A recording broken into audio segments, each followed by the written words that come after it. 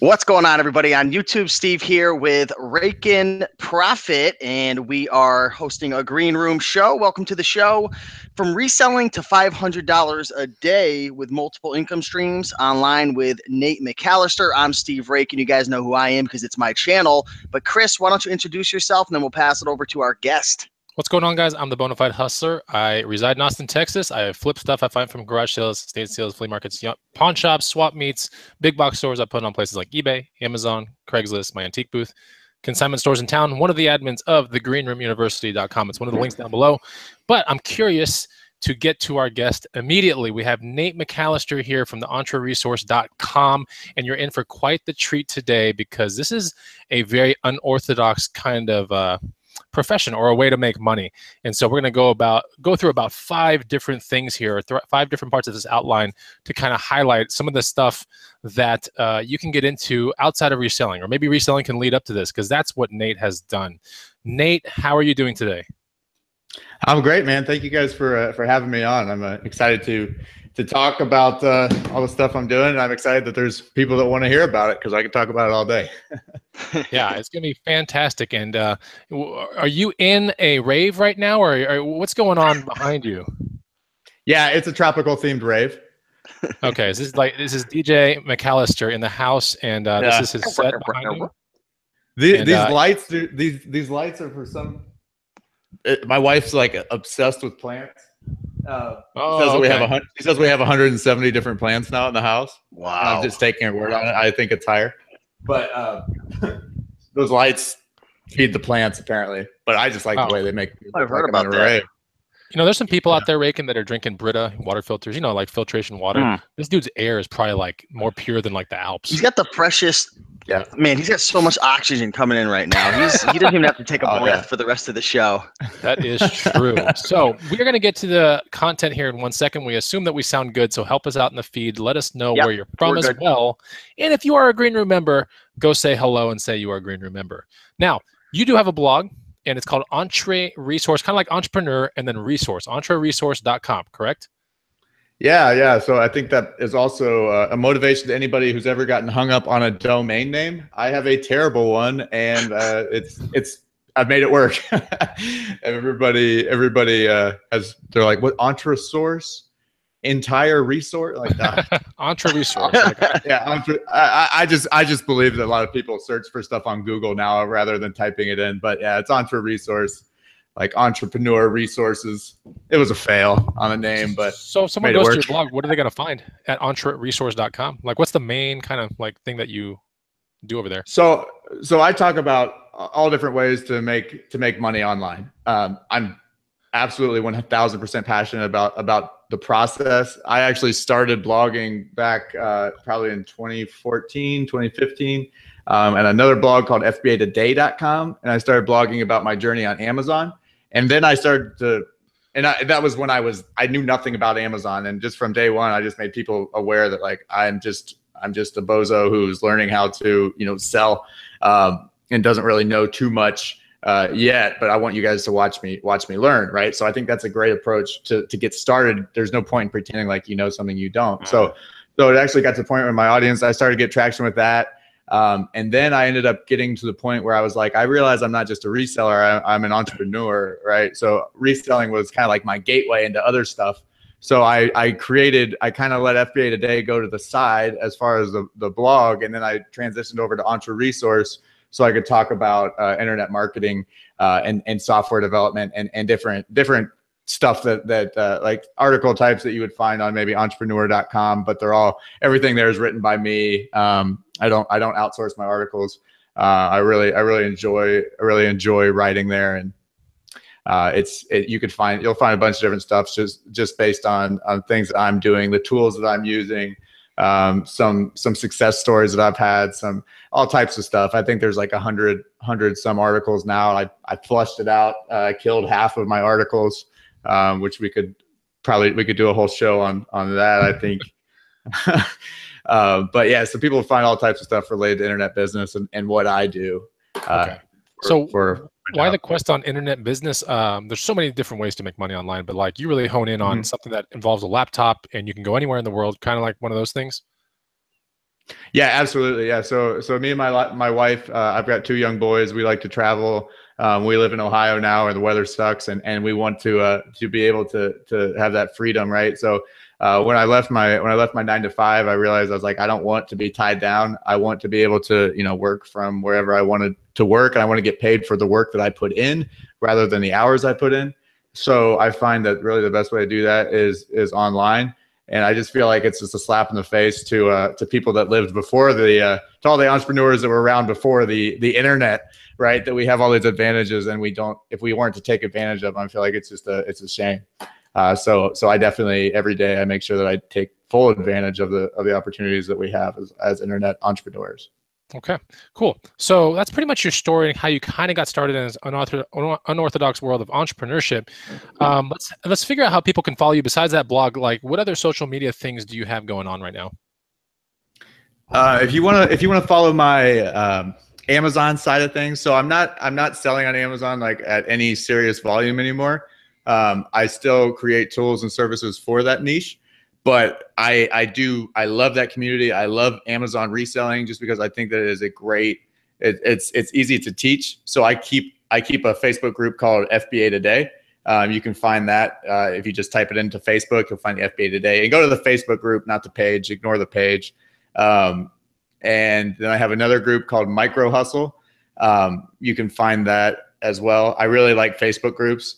I know there's a million different ways that you can build communities, but for me, I just really have always loved Facebook groups. I feel like they allow for awesome engagement. They've really helped me with my brand and with sharing my message. I love going live and stuff like that. So if you want to follow me, you can type in Micro Hustle. You'll find that. It's a picture of a big magnifying glass with the word micro in it. And again, yeah, my name's Nate McAllister. You'll see that in there somewhere. And then FBA Today is the Amazon related one. Okay, cool. So let's talk about introducing multiple income streams, and like, if we can kind of break it down for the people out there. Why are, a lot of people are locked into one or two streams, right, Raken? They're locked into one or two streams, and you're a huge proponent on multiple income streams. Why is this, Nate? Well, I think we get fixated on the money part of things. I spent 7 years in college, and all logic that all the things that I read about business processes and things would tell me that I should focus on one thing and make it really, really big and streamline it, and me just do one thing. But I realized at a certain point that it doesn't make me happy, and I realized that if I'm not happy, that I'm not performing at the level that I want to perform at. So once I got to the point where I felt like I was making enough money, I realized I was like, I don't want to be doing stuff. Why would I even be working for myself if I'm not enjoying what I'm doing? So I, ironically, by doing that and kind of going against the grain of the traditional focus on one thing and just do that, which can work for people. I actually found more success by expanding into different things. And learning. I just made sure that I really kind of immersed myself in all the different opportunities that were out there, and kind of tried to improve my skills to an acceptable level on multiple things, so that I could, when I saw an opportunity, I had the minimum skill set to take action on it. And as far as productivity goes, is that the best way to do it? Common logic would say no. But I find that like right now, if one of my businesses fails, I've got several others. I've built a brand that allows me to, it's not going to go away anytime soon, and everything kind of feeds into the other thing, right? So I have a kind of a well-oiled machine that makes me feel much more comfortable than I did when I was just a reseller, when I left my job. When I'm doing all these different things, it would take a lot to really knock me out, just with the way that I've built my business. And it also, like I said, the most important part is it's extremely gratifying. It keeps me excited. I consider myself to be a creative type of person. And if I'm not being creative, I'm not happy with the work I'm doing for the most part. So that's why I'm that way. I don't think I can appreciate that not everyone's that way, but if you are watching Raken Profits, I have a feeling that you're probably more likely to be that way. I think that entrepreneurs are more creative types on average. So I think that maybe some of you can relate to what I felt and why it was actually able to help me grow my businesses into a kind of a cool, rounded system. So. Right. Yeah, I relate to a lot of the things that you mentioned there, and I'm curious for you though. You're running multiple businesses. Some are probably smaller, some are bigger. What's your mindset when you're looking to start something new? Because I know there's a lot of people who are watching now, and they might sell on eBay, or maybe they're selling Amazon, and maybe they want to learn affiliate marketing, or maybe they want to learn a Shopify store or something. What's your mindset going into something when you see an opportunity? How do you get yourself into another thing while you keep the wheel spinning on everything else that you're doing? Well, for me, I love what I do so much that I'm not the type of person that's like, what if I put a lot of time into this and it doesn't work? I put a lot of time into things that no one will ever see because they failed, or they were just not great ideas. But I guess for me, I'm not afraid to take action on something and for it to not pan out. Because I love the process. So even if something does fail, that's okay. I understand that that's part of what it takes to do this. So for me, I guess it's just the fact that I'm ready to take action on things, and I don't really drag my feet. I think a lot of people are afraid of their ideas failing. So instead of letting them fail, they never let them even try to get off the ground. I think people need to accept the fact that you will do a lot of work. And I think maybe at the end of the day, only probably about maybe 5 to 10% of it's going to actually come out into the real world where people are going to see it, right? Oh, but everything else is part of the process. Right. It's part of learning. Like on my blog, I tell people all the time, I've written over 200 posts just on EntreResource.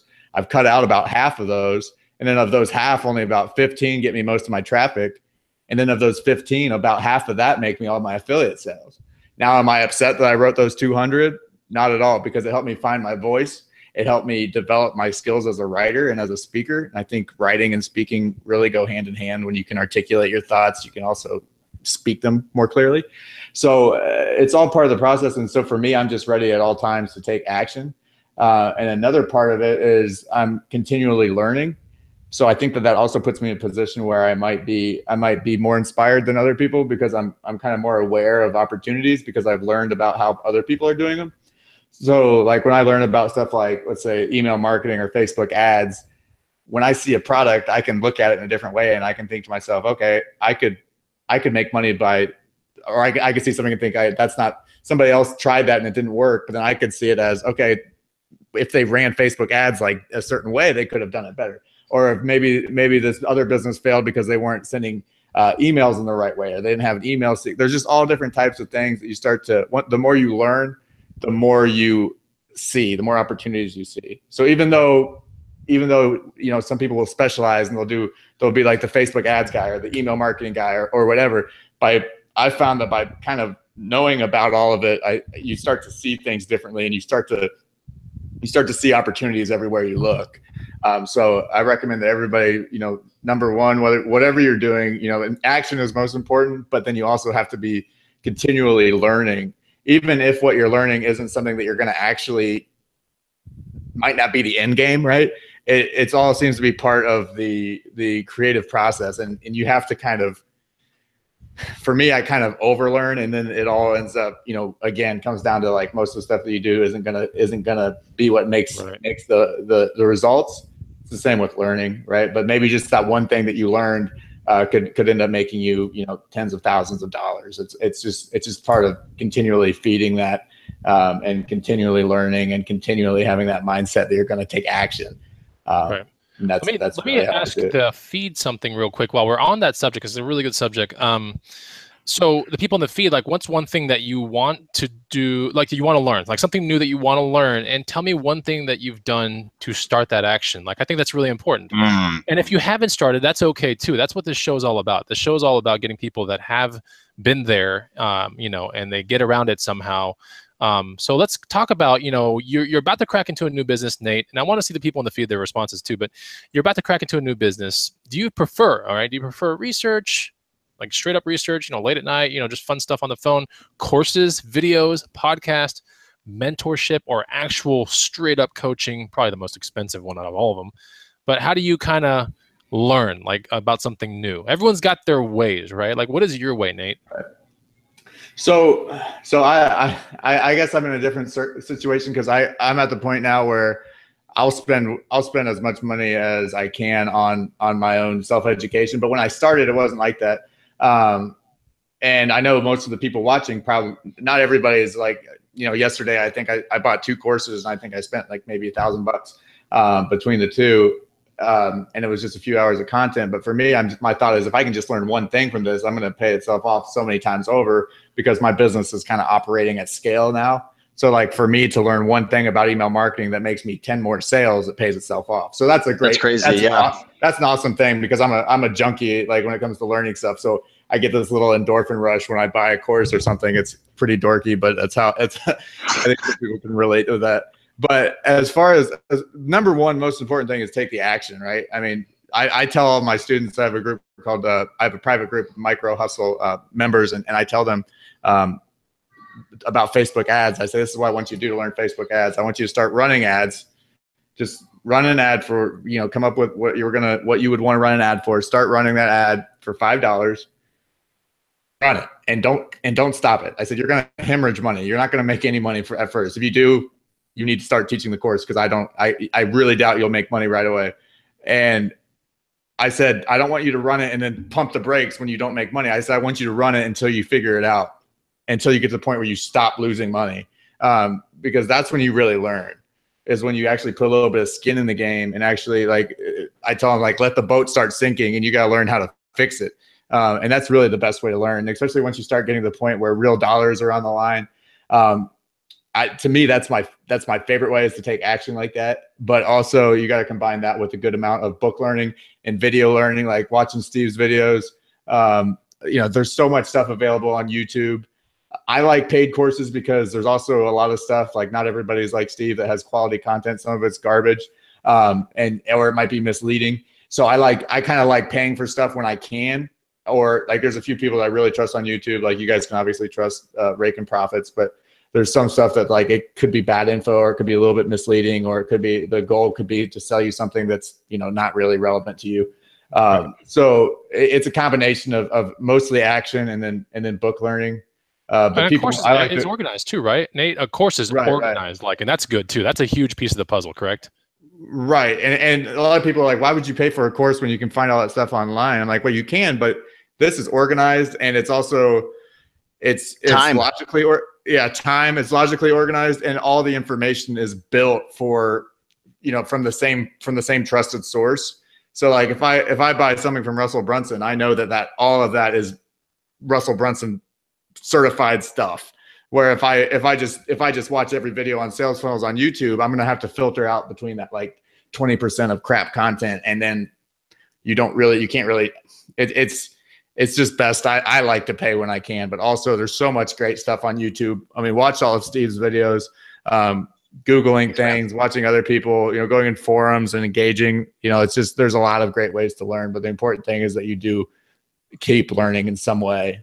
So list all the things that if someone was like, okay, I want to take action on something, Nate, how would you, like, if you just, started like naming off on your fingers, how could you learn something new? Go ahead and like name it off right now. All the ways right now that you can think at this very moment. How can you learn something new? Well, number one, I guess kind of like, I like my books. And so I really like reading. I know some people hate it. So you could read, you could listen to podcasts, you could watch YouTube videos. You could, my favorite is to take action and fail, or as you're trying to do something, like try just something simple, like going to set up a WordPress site or setting up name servers. Start doing it and get to the point where you can't do it anymore. Google it and then learn it. We do accidentally, because you remember that, right? When you're sitting there struggling and then you figure it out, you're like, it's a relief. I learned it. So I'm not gonna forget it. I'm also a big piano guy. So I take a lot of what I've piano, right? That's what people need to get, is get a piano. So get a piano. So, all right, guys. The skills that are required in learning something like the piano are similar to learning anything, right? It's consistency over time and dedication and actually taking action, right? You can't learn a piano by by looking at it. You can read books on theory, but you have to get down and actually play it at some point. Yeah. So you've got that. I love my podcast. I remember when I was working at my full-time job, I listened to a ton of Pat Flynn, Smart Passive Income. Yep. Yeah, he's great. Entrepreneur on Fire, all that stuff. Even some of it, sometimes you just need a little bit of motivation too. Because I think entrepreneurship it's just a grind. And I know it's corny, and like some people are like, oh, these self-help books are all the same, or these podcasts are all the same. I think Mark Twain said it. He said he's like, motivation is like bathing. He's like, you don't just do it once, right? You got to do it. You got to do it daily. You got to keep yourself motivated. So there's no harm in mixing in a little bit of motivational stuff if you're that type of person. And I find just, reading books like, Tim Ferriss, 4-Hour Work Week. There's some books that I go back to multiple times that I learn something new every time, and they kind of motivate me and get me excited. And that's important because it's definitely a marathon rather than a sprint. Right. I'm gonna see how many one-liners I can crack out during this webinar. I saw some funny things in the comments already, like you need to do an affiliate link for the piano. So let's talk about. If I had an Amazon associate link, it would be a pretty decent payout. Let's talk about the big. If you had to whittle it down to the biggest thing that you noticed that stopped people from building multiple income streams, what 3 pieces of advice would you give out there? First, let's take it from the very first thing. What's the biggest thing you've noticed that kind of stopped people from building these income streams? What is it? The reason why most people stop, I think, is because they hit the inevitable bump in the road, right? I think that's where you need to keep going, right? Exactly. And I think that's the point where people, every time I hit a bump, I tried to teach myself that is what makes me a successful entrepreneur, is that I hit the bump and I keep going. So every time you hit a bump, that's your chance. This is again corny. This is another one of my one-liners. Every time you hit the bump, though, that's a chance for you to get past your competitors, because every time you hit a bump, there's a big group of people that stopped there. So every time you get over one, you're just getting further than other people. And if you don't have bumps, you're not doing anything. It's just literally impossible. No matter how much money you're making. I mean, Russell Brunson, who's probably making $20 million a year doing ClickFunnels, every day he has some new problem, right? Problems aren't limited to people who are brand new or people who are gigantic like Russell or people who are in between. We all have them. And if you're not the type of person that can get over them, you're not going to make it in this business. I wrote an email the other day, and it was one of my most read emails I've ever sent. I talked about how at my old job, I was known as like the printer guy.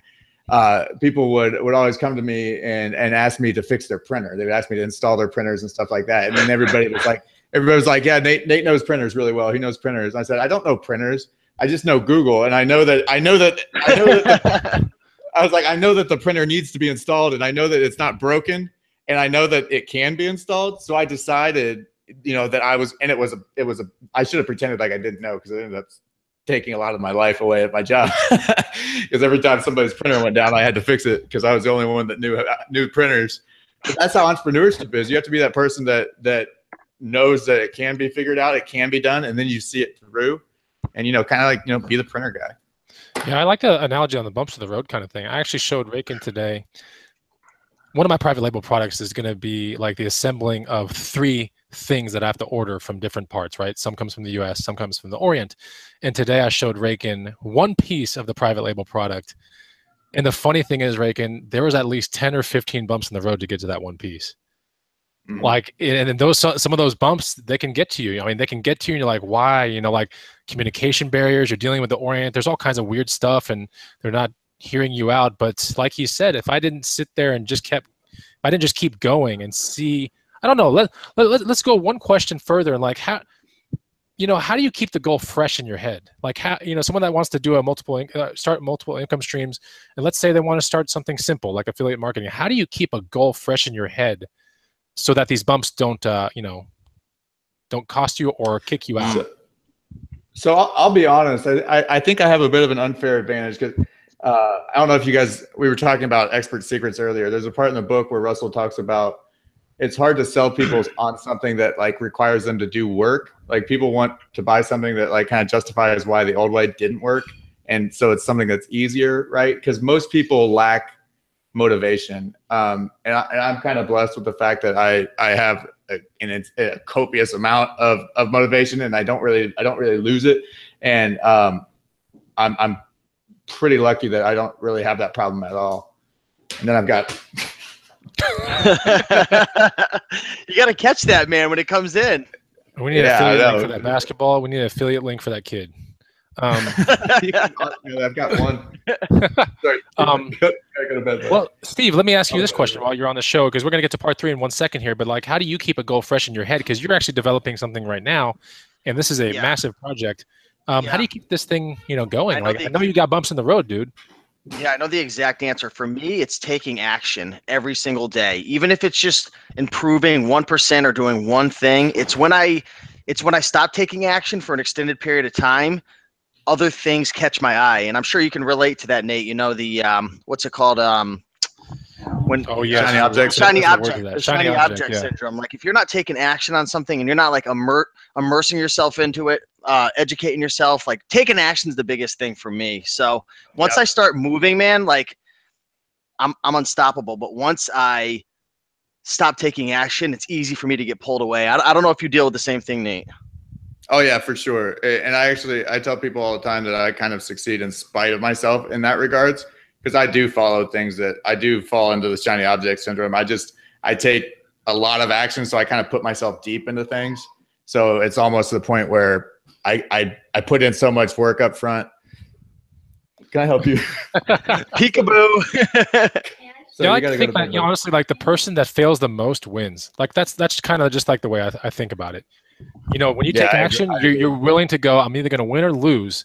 If you take action again when you lose, you might win or lose again. And if you take action again, you might win. And you're like, oh, okay. And you do more of that. So like what Raycon's talking about is if you take action, one of two things is going to happen. It's just inevitable. But if you don't take action, none of those two outcomes will happen. And then the ball can stop right there. So the person that fails the most ends up winning in the end. And think about it too. I was just having this conversation with a friend today. If you look at somebody who's successful, maybe it's a business where they're making $1,000 a month with merch, or they have a eBay or an affiliate marketing business. If you look at where they are today, it's all these tiny little things that they did on a daily basis. It's not like they just all of a sudden spent like 50 hours straight and built it. It's these little tiny decisions and these little tiny actions on a daily basis that add up to these huge things, and then they start to compound on each other. So yeah, it's awesome. With that being said, I think let's talk about income stream number 1 real quick. Yeah, I want to hear what Nate's up to. There's real quick before we dive in, if you don't mind. We're kind of at the halfway mark, so we have 177 people watching live right now. So if you guys are enjoying this video, be sure to do us a big favor and smash that like button down below. Take action, guys. Take action. Yeah, Nate's vlog is linked up down below as well if you want to check him out. But smash that like button, guys, and we're going to dive into the good stuff now. Chris, you want to get into the first income stream that Nate's first one, called Chrome extensions? And you got to first of all define what is a Chrome extension. Go for it for the people out there that might have zero clue what this thing is. Right. Yeah. So a Chrome extension is a tool for that works only with the Google Chrome browser. Now, I've made several for Amazon sellers. And it's awesome because they are very, very easy to get done as long as you can be descriptive. It doesn't cost millions of dollars. It doesn't cost thousands of dollars. Sometimes I've had one of my softwares that has sold. I have one software that today has sold about $900, and it costs about $300 to make. And it's been making money for the past year. Okay, so let's backtrack real quick. What exactly, if you could just define Chrome extension itself as what is an extension of Chrome? Like people still might be like, what is he talking about? What is that exactly? So if you are in the Chrome browser, you look up here at the top. There's a little like you see where you got your search engine bar. Yes. If you look up there to the top, there might be some icons. If there are icons, those are Chrome extensions, and they do different things. Like I have one here that will like let me pick colors from web pages. I've got one that I click it and it will extract information from an Amazon page. It's just basically a lot of these cool little resources. They're more like widgets than like full-blown software like systems, or they're like very small little apps that sit up on the browser and are only used in the browser. Okay. So go to the type in Google Chrome store and then check out, people can check those out. There's all different types of extensions. You have extensions for just about everything. Some of them are better than others. Some of them don't really have much of a point, but a lot of them are really useful. Like I have one that lets me download YouTube videos to MP4s. Just a lot of cool stuff. I've got one that tells me like page rank whenever I'm on a page, and it'll show me what somebody's ranking for in Alexa, and just anything you can think of. People have probably tried to make a Chrome extension for it if it's something that can be done on Google Chrome. Okay, so now can you explain the business model of like how do you, or give examples of some things that you or your students have done? Yeah. So hold on one second. I'm really excited. I'm really excited. Just Chrome extensions running around his room. Did you know that, because Chrome extensions, I've downloaded a bunch of them for free. I'm curious to know. Those like that. I'm curious if he knows how to make money off of the free, if he has like a back end way or what. Oh man. Uh-oh. Man. So this is what it's like, because I don't have kids. Do you have kids, Chris? Sam Kirker is saying exactly what I'm thinking. This is like that CNN interview. That's what I was saying. Where the Chinese maid came out and go, yeah, right. If anybody wants 2 kids, I've got 2. I've got 2 dogs too that are available. So what's the business model on the Chrome extensions, and maybe some examples of the things that you or your students have done? So for me, the most successful ones that I've had were related to selling on Amazon.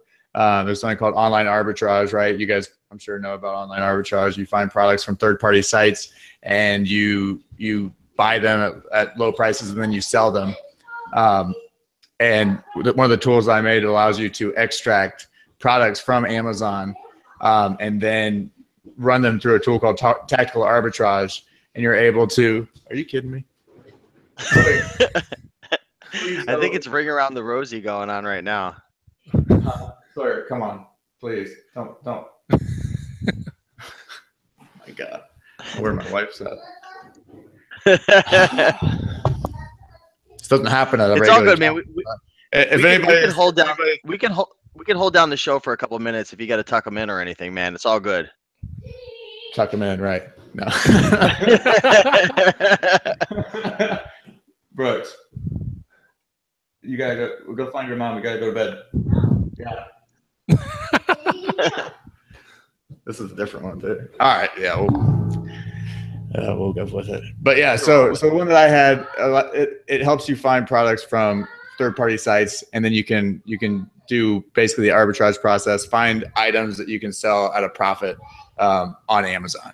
So whenever you make something that can help people make money, it's just an easy sell. All you gotta do is stand by it and promote it and be consistent.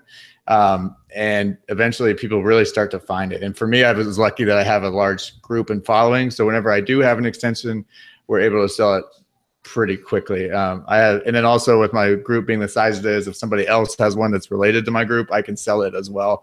And it does pretty well, pretty fast.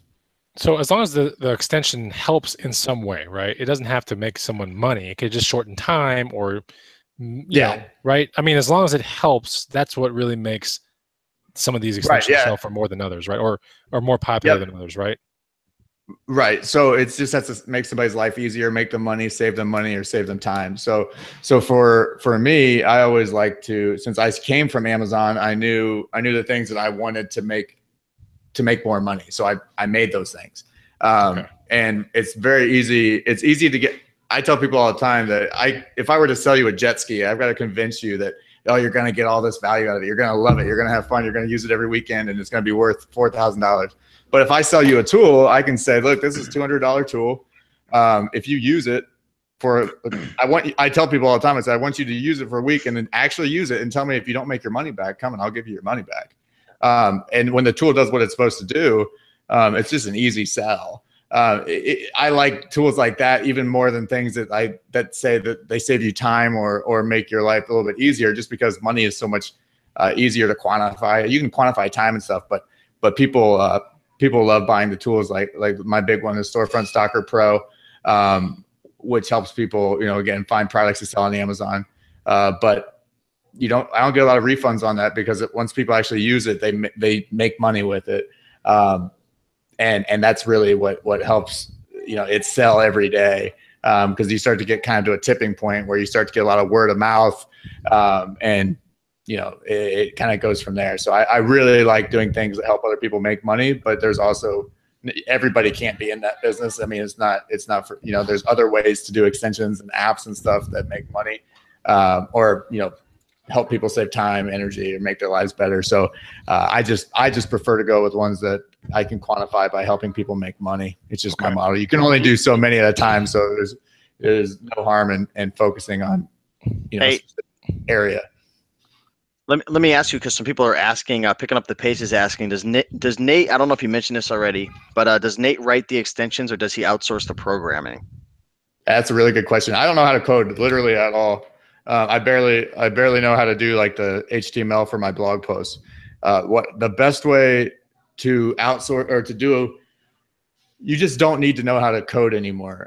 I know that our generation is, everybody's saying like, oh, coding is the next big thing. And I think it's great to learn to code, but you don't need to be a coder to sell software, to make software. You just have to have the idea, and then you have to be able to articulate your idea on paper into a job description.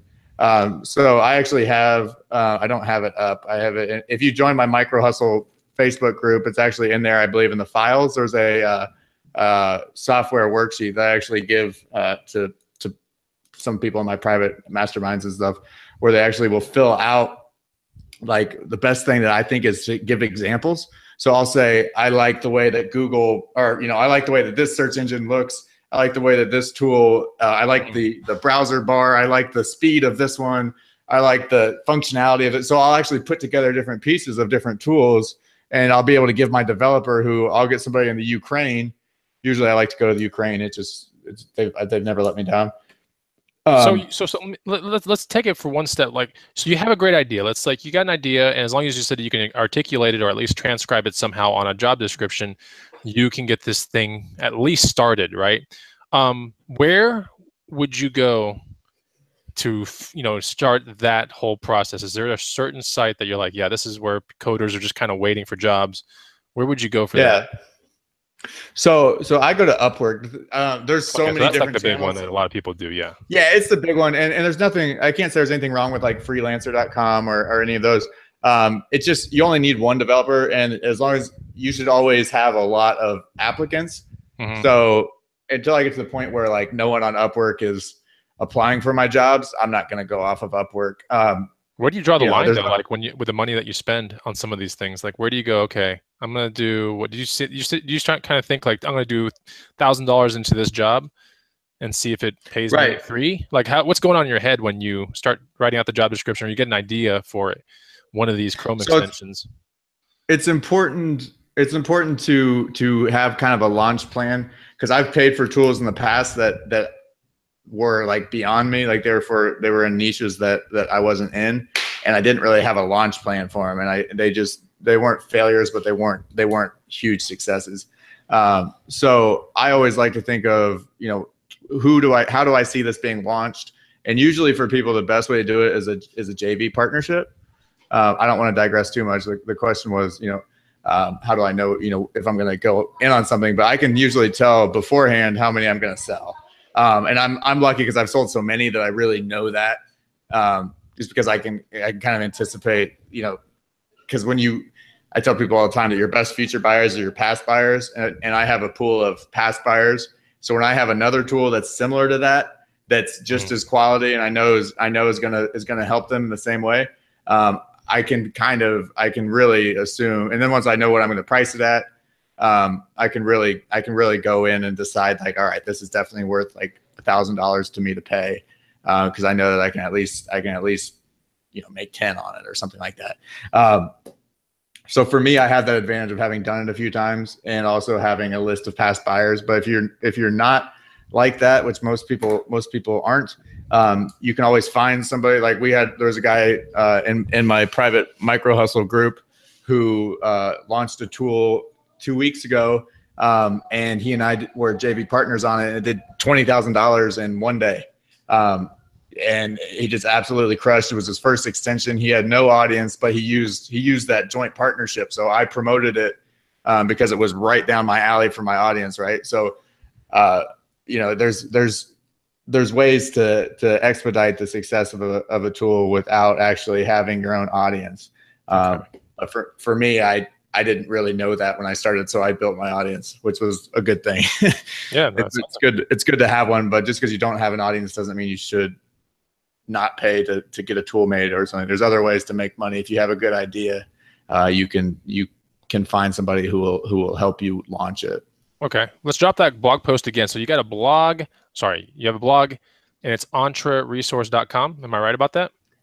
Yep, that is it. That's how you can find out more about him. Let's go into income stream number 2, because we got to talk about income stream number 2, number 3, and then this last part, number 6. So we're going to kind of go into what I like to, I guess, is rapid fire, super fast answer mode. Are you good with it? Yeah, let's do it. Okay, because this one is something that I think a little bit, you know, a lot of people are very aware of this one. Affiliate marketing, right? This is income stream number 2 that you want to talk about today.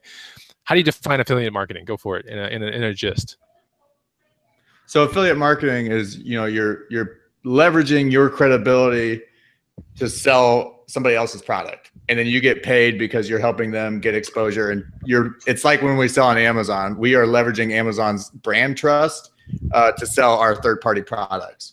So as an affiliate, the core at affiliate marketing is building trust and building credibility. The more of that you have, and then the bigger the audience you have, the more affiliate products you're going to sell. That's why people like John Lee Dumas crush, because he's built up so much goodwill and equity and trust that people know that he would never screw them over, and he can sell any good product that comes down the road, and he can make money, and you know, in just one day he can make a ton. So that's affiliate marketing in a nutshell. Since we're doing rapid fire, you get in front of your audience and you're going to talk about something that's not yours, right? Essentially, that's what's going on, right? You're going to get in front of your audience, talk about something that's not yours. Right.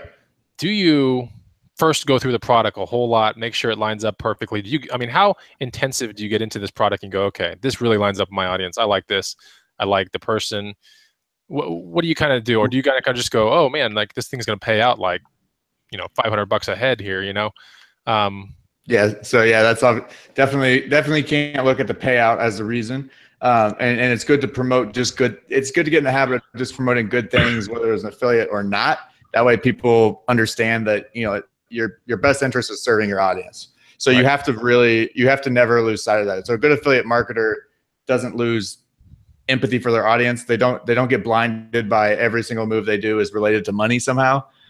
Really, if everything you're doing is related to money, the best thing you can do is sometimes just forget about that. Forget about money and get to the point where you're building goodwill, building value. Just like on Facebook, like some nights I like to just answer a new person's question about, you know, something crazy like is this product a hazmat or you know, something simple. You know, got to build goodwill. Not everything is about the end Right. sale, right? So okay, yeah, so there's a lot that goes into that, but okay. What are the top ways you make money with affiliate marketing? My blog is definitely a huge source of traffic for me. I love nothing more than organic traffic. That's why another reason why I tell people that work with me one-on-one to run paid ads, because they're going to really appreciate organic traffic a lot more. So my advice to everybody is, if you are the type of person that could see yourself doing a blog or you know, creating content in some way, you should do that, because it's just a great way to start to kind of build the umbrella of your brand and start to do something that you can actually build on.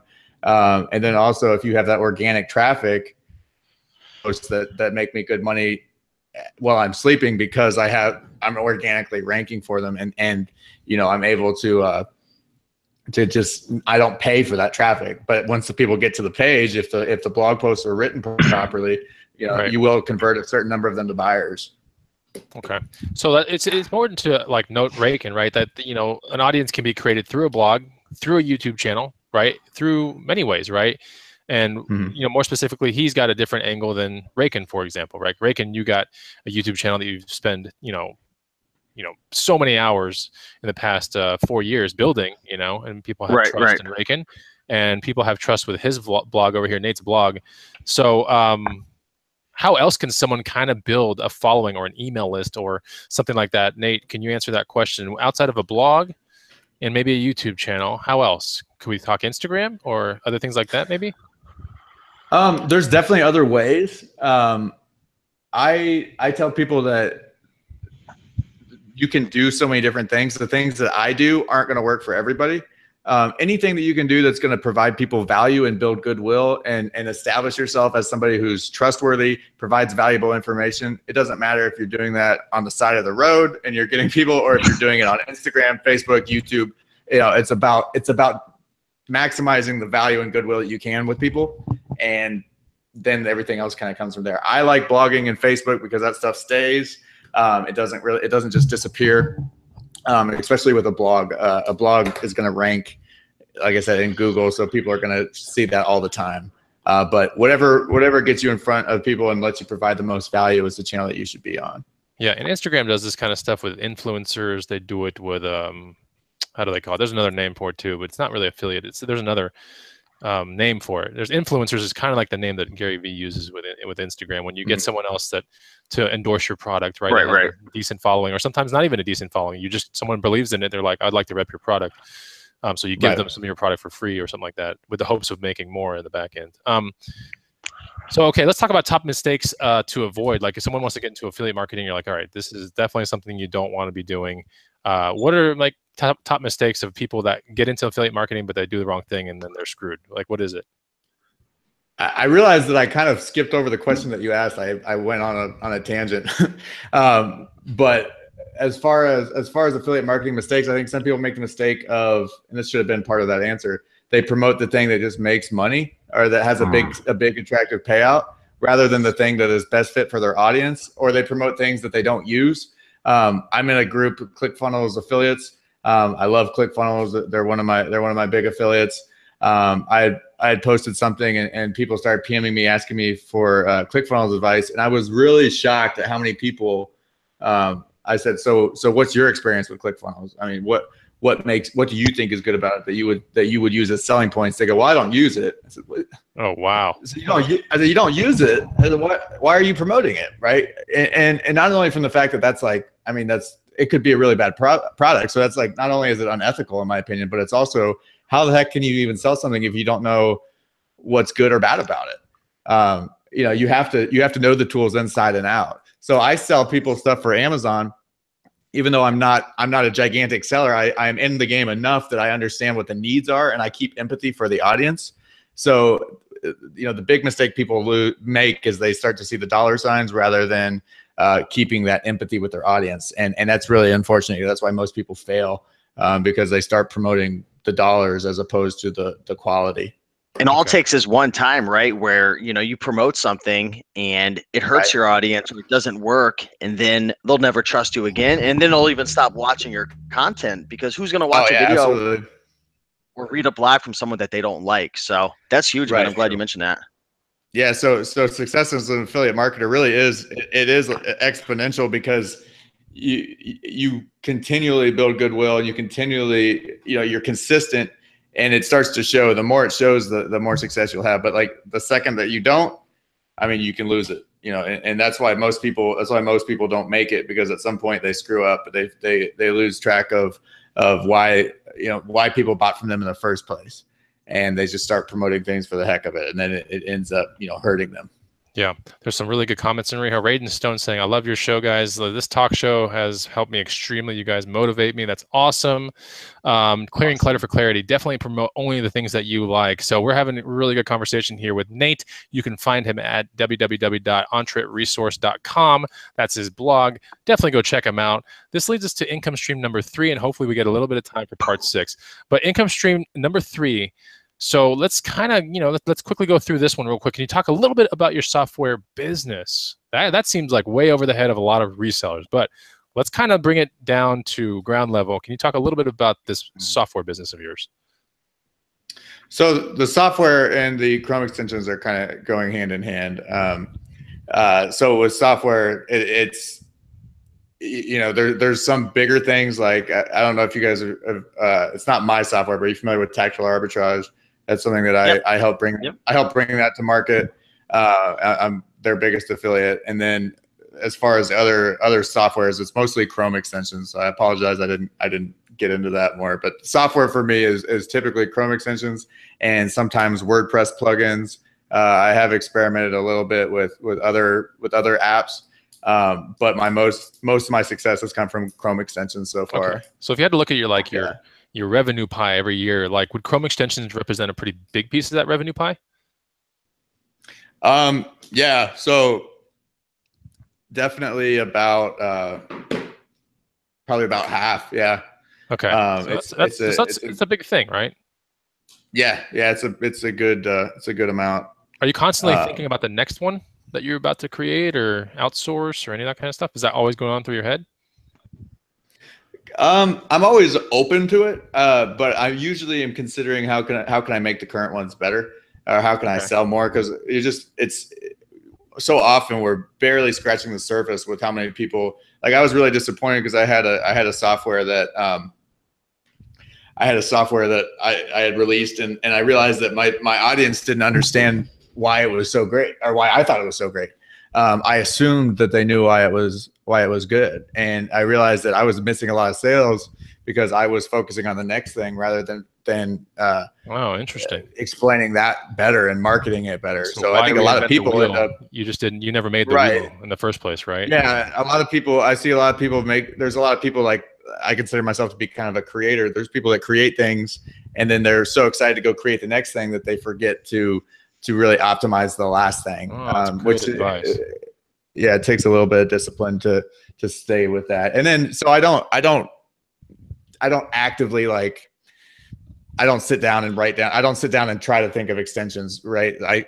They just come over organically. The more that you're in the niche that you're trying to serve, the more that you'll see the problems, and they just kind of they come as they will. And in the meantime, there's plenty to do on the old stuff to make it better. I wish they could make a Chrome extension for my microwave to where I just press a button and there's like a hot meal inside, That would be nice. Hot meal waiting, just like that, man. Like, I don't know anything else. Yeah. Oh yeah. I'll see what we can do. Really Upwork has microwave experience. Yeah, I'm pretty sure that job's going to cost a lot of money. So picking up the pace says, other than the amount of income that the Chrome extensions bring in, what is your real passion when it comes to an income stream? Like, what's a income stream that you're super passionate about all the time? You just always want to work on it. Is it the Chrome extensions thing itself? I think my biggest passion is talking about what I do. Okay, cool. I think that there's really no. I love blogging about internet business. I love blogging about marketing. I think it's so exciting because I talk to people all the time. They're like, I had no idea that I could do that. I talk to people it's a little insulting, but I'll like my friends from like high school and college will be like, wait, what do you do? And they immediately think like, okay, so if Nate's doing it, it's gotta be possible. it's gotta be a lot easier than it seems. So I like being able to bring that to people. I say it all the time that I can't help you with like your relationships or anything else in your life, but I can help you make money. And a lot of other problems can be lessened when you fix the money problem, because most people have some sort of issue with money. And so when you start to get control of it by creating your own, it just is a really good feeling. And I really like sharing that with other people. I get super excited about it. I think it's important to do what you are most excited about. And for me, I get excited helping other people, make money online, because I think that most people just are so close, but they're missing a couple of pieces. And I love kind of coming in and filling in those gaps and sharing what I know and kind of helping them do the same thing that I do. If most people, unfortunately don't take me up on it, or they'll start and then they'll, like we talked about at the beginning, they'll hit that bump of the road and stop. But I like the few success stories that come out of it really make it all worth it. That's cool. Besides your blog, if someone was out there is going, okay, you know what, I'm a reseller right now, but this has really piqued my interest and I want to move forward with this at least a little bit. I want to start checking out some things.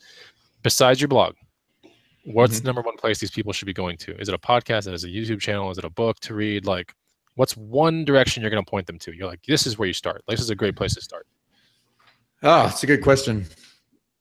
I think there's just so many pieces that are involved that it's kind of more of adapting, just starting with the mindset of like, okay, every day I'm going to put some sort of information into my brain that has to do with internet business. The number one thing I tell people to read, I guess, if I had to say you have an one idol, book, for example, do you idolize someone out there? You're like, yeah, this person really, really is like what I want to become one day. Yeah. Probably somebody like Tim Ferriss. I tell people all the time that 4 Hour Work Week is a great book, and it kind of touches on the entrepreneurial automation and all that kind of stuff. It's a great book because it actually has a lot of actual applicable stuff, but it also touches on the mindset of new work, and I love that. So I tell people all the time, if you're excited about what I do, that's totally, I'm pointing over here. The book is over here on my shelf. So if you're wondering what I'm pointing at. So that would probably be the one that I'd recommend. But as far as actually grinding and stuff, I would say you got to just decide that you'd listen to, like, I don't know, podcasts like Smart Passive Income. It's just a great place to start every day. Absorb it. Yeah. Cool. So now let's switch complete gears real quick. If we can borrow you for 5 more minutes, we might run over time, but you got 5 minutes over? Are you cool with that? Oh yeah, I'm good. Okay, that would suck if you said no, Reagan, wouldn't it? Yeah, it'd be awkward. No. Gotta water the plants here at some point. Gotta tuck the kids in. Yeah, man, he's gotta shut down the rave behind him. They must have passed out. Yeah, his party rave is about to be all over after the show. Yeah, it's my fault that they were running around while I've got these lights. I really feel like I'm at a Steve Aoki concert, man. I'm looking at you I'm like, holy crap, when's the beat gonna drop? Anyway, okay, so let's talk about this health and productivity thing, because I love this kind of stuff. But it's not about me. This is all about you. So, Reagan read on a recent blog post on your blog about health and productivity, and you covered 4 really odd things that you did. So let's talk about them, all right? So one is athletic greens for health and general wellness. Define this kind of in a nutshell.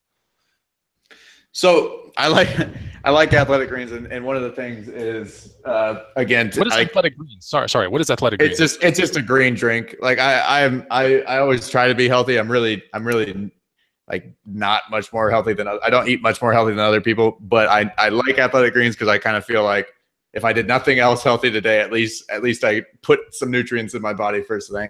Is it a powder? Is it a shake? Is it a? Yeah, it's a powder. Okay. It's an average tasting powder drink that you put together, and it takes just a minute to make. And I've heard good things about it. Yeah, it's not cheap, so it's not like it's kind of a commitment to people that take it. I mean, it's one of those things that I find that it helped me with my energy and stuff. So I really like it. It's simple. I mean, Tim Ferriss promoted it. If he promotes something, I'm like all about it. I'm kind of a sucker for his marketing, but it's one thing that I started doing, and I really am glad that I did. I pay them like a recurring thing, and I get it, and I have it for breakfast every morning. That's your breakfast, nothing else. No, I'll eat something else too. I'll have a couple of eggs or something, but sometimes that'll be it. But I at least want to get that in. Man, this guy, breakfast sounds like something from a spaceship in outer space, dude. Like a green drink and 2 eggs. Looks like no, that's cool though. Okay, so athletic greens, go check that out, guys. A standing desk for fitness and productivity. You do the standing desk thing? I think, doesn't Tim Ferriss talk about that too? Yeah. So there's my standing desk in the. I don't know if you can see it. Oh, I see a piano. I guess that could be a standing desk. Oh yeah, I bought a standing desk. It was on sale for I forget which one I bought. It's like $170. Awesome, but when I moved to my new house, I have not really been using it as much. I kept finding myself leaving work. So that some things have changed since this article was written. I have another change. The next one was so I do recommend the standing desk, but you just have to be careful to not do it. I can't do it all day. It drives me nuts. And the problem is that I'm gonna get another desk, so I don't have to keep moving it around. But this desk I have is too high. So, but yeah, it's a cool thing. I liked it. I felt like I didn't feel so lethargic at the end of the day. But at the same time, it reminded me of the treadmill desk. Yeah, you can definitely do one of those too. It's very much similar. I think maybe a private label trampoline desk. Maybe that's needed. Okay. A laptop thing goes over your chest. Trampoline desk. Raken's That's a good next idea. label product. I like I that a lot. see 1 out of 5 stars maybe on this one.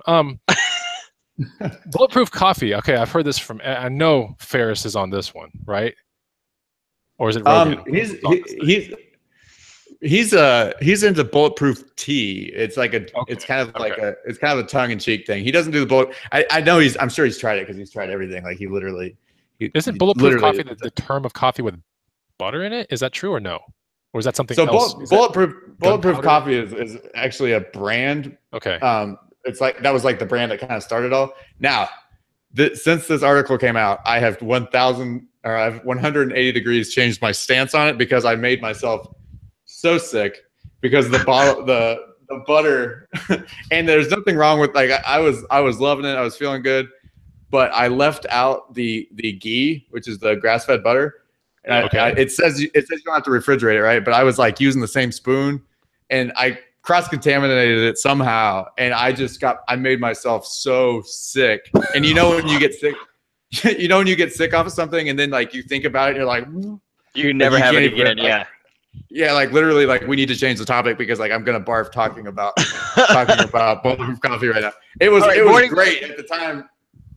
Yeah, I don't want to barf on the camera, but yeah. So I definitely poisoned myself with it. But as long as you don't do that, it was cool. I did lose a little bit of weight, and I felt my energy levels were good. It's a bit of a there's like a lot of pageantry that's involved with making it. It's not like super quick. And it's like really messy, and it makes all your stuff really greasy. And my wife really hated that. So I think she might have actually poisoned it. Now that I think about that, maybe that's what what happened. Let's get to the fourth thing. Oh, sorry. Go ahead. What were you saying? So you're free to try it out for sure. It's some people will probably like it. Like I said, I've made myself sick, and I literally can't drink it anymore. Just don't leave or cross-contaminate this stuff out. Okay. Let's talk about something that doesn't make you barf. Morning meditation. Meditation. This is something that anybody can do too, right? Yeah, and I don't want it to be like super corny or anything, but you can only read for so long how many high performing people say that they made meditation an important part of their daily lives before you at least try it yourself. So I went ahead and I bought something called Headspace. They have a free program too, and there's other free ways to do it. You don't need to pay for anything, but it's cool to start the day off by actually kind of slowing it down. And it's not like a corny thing where you sit there with your legs crossed doing ohms or whatever. It's really just completely, I'm not like some Buddhist monk that can talk to you, wax on about the meditation for days, but I found that it's pretty helpful to the clarity, at least for me in the beginning parts of the day. Yeah, so it's pretty cool. It's definitely worth people trying, and I think it's really uncomfortable at first and weird, especially for somebody like myself who's really all over the place. And my energy levels are a little bit through the charts, so it's hard for me to kind of calm myself and do that. But I think I found that it does help my performance, especially early in the morning after I do it. When I first started doing it early, right? Like Ray, can you do it first thing or after workout? Like when do you do it, Ray? Yeah, I don't do it every single day anymore, but I love to have it. Like I love to meditate the most after I have a green juice. For some reason, after juicing like fresh vegetables, that already calms you down. But then meditating after that, or like getting in the sun, like it's probably one of the most relaxing and peaceful and tranquil things that you could do ever is green juice and meditation. So I also do meditation if I'm ever really, really stressed out about something. But like Nate said, if you're really fidgety and like you've never done it before, it's going to be the worst experience at first. But after like a couple months of doing it regularly, it gets a lot easier. So I love it. Yeah. Even just like 10-minute sessions. I mean, some people do it really long. And I kind of think that like doing more than 20 minutes is like a little, to me, that seems counterproductive and a little crazy, but it's everybody's different. Yeah. Well, that pretty much concludes our outline. I mean, fantastic topics here, Nate. I mean, I hope Thanks, Nate. This stuff is pretty high level stuff, and I really like it. And I like how you definitely went into detail about a lot of the stuff too, which is good because our outline was very broad and it was very detailed too. But like you really put a side to it that I think most people can kind of at least start researching on their own. Like, oh, these Chrome extensions or some of this other income stream stuff that you're involved with or affiliate marketing. So, and yep. Yeah. So one last question for you: have you ever met Tim Ferriss? No, I wish. Have you? So sad. Have you guys? He's coming to our green room meeting. No, he's not. So I was expecting you to say something like that. Next question. Tony Robbins and said, "Yeah, we can only employ." Yeah, you said. Or Russell Brunson, one of those guys we're gonna get. I did. No, but we wanted to see Tony. Okay, cool. I think Reagan saw Tony at Russell's too. event. Nice. That's a crazy thing. Oh, cool. Awesome. Yeah, it's not really my cup of tea, but I love Tony Robbins, but I don't really drink the Kool-Aid on it too much. It's like not really my scene. It's intense. Yeah, I don't drink the coffee butter. Not anymore. Well, I think our show has come to an end. Fantastic guest. Reagan, we got any closing things we want to ask here? Yeah, just want to thank everybody for watching. If you guys did enjoy this video, you could like the video. You can check out the links below in the description to go check out Nate's blog. He's got a lot of really cool blog posts over there, which I was checking out. There's a lot of them. He said, like over 100. So spend some time over there checking out. He's got a lot of free content and some good information. Just keep educating yourself, guys. Take action. That was the big thing I got from this video is if you have an idea, you want to start up a new income stream, get educated, take action. And when you hit road bumps, just know, those are the barriers that most people quit. And if you can get past those roadblocks, you're going to separate yourself from the crowd and get that much closer to building up another income stream. So yeah, thanks everybody for watching, guys. Like, comment, subscribe, check out Nate, check out the Bonafide Hustler on YouTube as well. And yeah, Chris, I think that's it. Nate, you guys. No, thank you guys for having me on. You guys, everybody go out and take some action, and hopefully we do this again, Steve. I appreciate you. Chris, it was nice meeting you. First time I met you. Thank you so much. Yes. Thank you guys. Awesome.